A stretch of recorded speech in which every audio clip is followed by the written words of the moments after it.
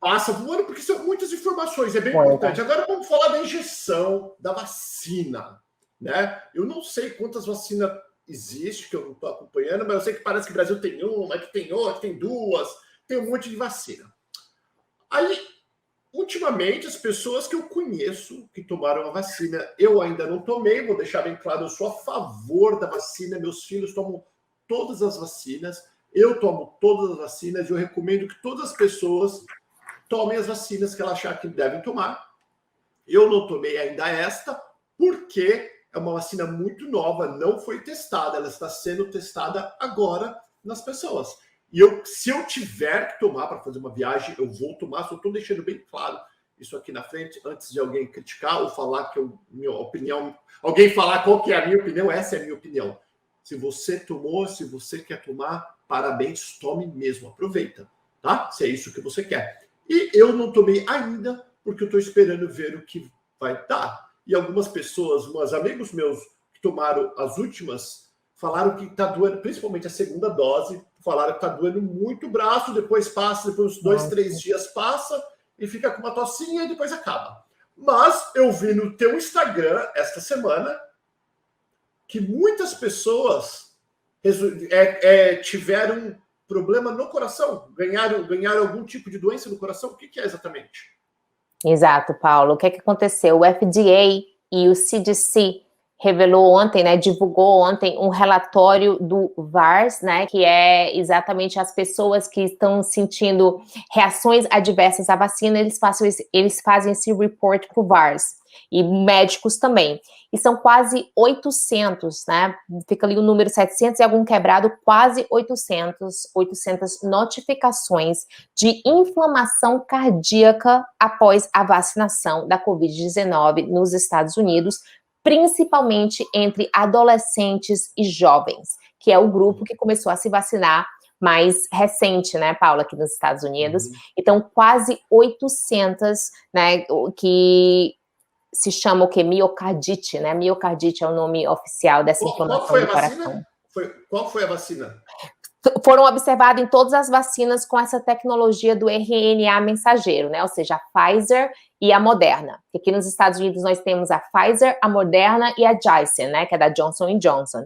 Então, com as vacinas da Pfizer e da Moderna, que usa o RNA mensageiro, são essas que estão relacionadas ao miocardite em jovens, principalmente homens. Nesse reporte, em homens principalmente?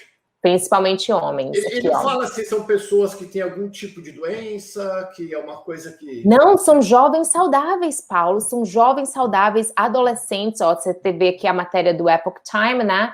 Ó, quase 800 pessoas, 800 reports, né, 800 de inflamação do coração após a vacina nos Estados Unidos. E aqui a gente tem esse relatório do FDA, que eu estou mostrando aqui, que é o relatório bruto.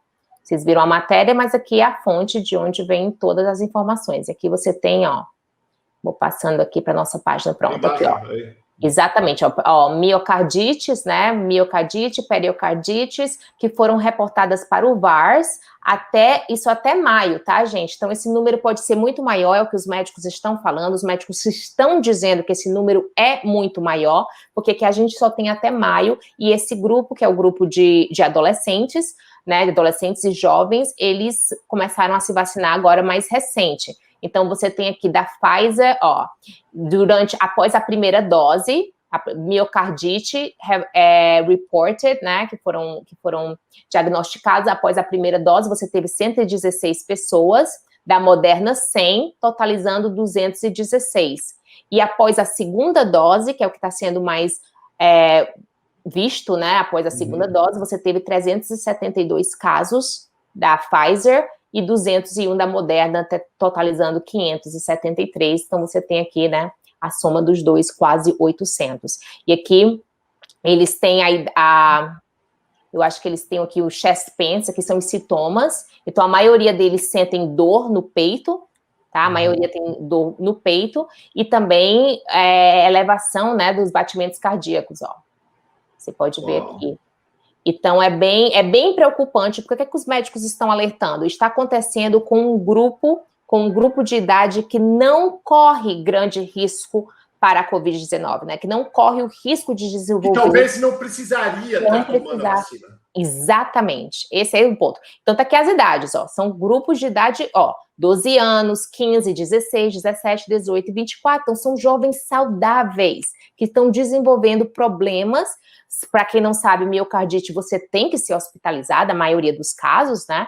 Então, e eles têm também os números aqui de hospitalizações.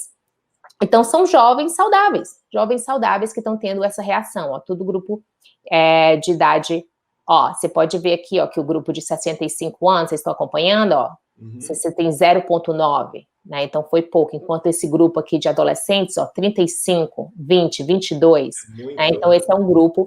Então, o ponto, Paulo, o ponto de alerta que os médicos estão fazendo é que é um grupo que não corre risco. Então, quando você faz uma relação risco-benefício, né, é um grupo que não corre risco para a Covid, e estão se vacinando e desenvolvendo problemas potencialmente graves, né? Problemas que podem algo sério, né? Uma inflamação no coração.